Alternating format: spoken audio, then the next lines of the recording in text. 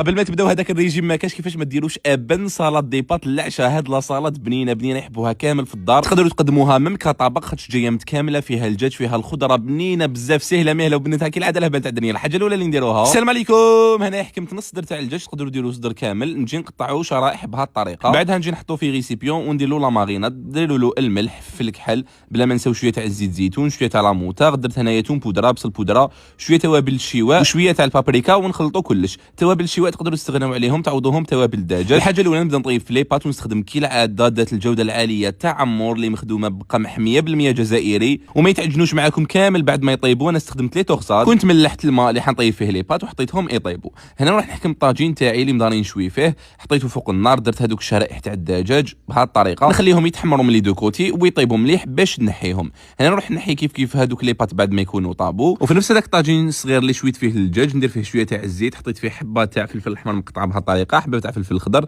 شويه تاع المايز، كنت ملحتهم ودرت لهم شويه تاع لاصوص اللي تلقاها الدجاج ونخليهم يطيبوا حتى ويدبالوا. بالنسبه لاصوص فينيغرات اللي حنديرها اللي تجي بزاف بنينه، درت هنايا كيله تاع زيت زيتون، نص كيله تاع الخل التفاح، ودرت معها 4 كيله تاع الماء، مغرف كبيره تاع ياوت ناتور، مغرف كبيره تاع المايونيز، مغرف صغيره تاع لا موتارد، درت معاهم نص حبه فلفل اللي كنت شويتها ونقيتها، ودرت معاهم نص مغرف صغيره تاع فلفل الاحمر الحار. وما تنساوش الملح، تخلطوا كلش بكاش ميني بلاندور بهذه الطريقه ولا بالميكسور. هنا حطيت لي بات تاعي، زدت معاهم زوج حبات تاع زروديه اللي كنت غليتهم وقطعتهم بهذه الطريقه، الدجاج، الزيتون، شويه تاع غريال مقطع هكذاك في الرقيق، درت سوريس طوماط، زيتون المشوي نحبو بزاف، درت هذاك الفلفل اللي كنا حمرناه مليح مع هذاك المايز، لاصوص، شويه تاع المعدنوس مقطع، وتقدموها بهذه الطريقه. ديروا لاصوص كيما حبيتو، انا كنت خليت شويه منها باش اللي يحب يزيد وبصحتكم.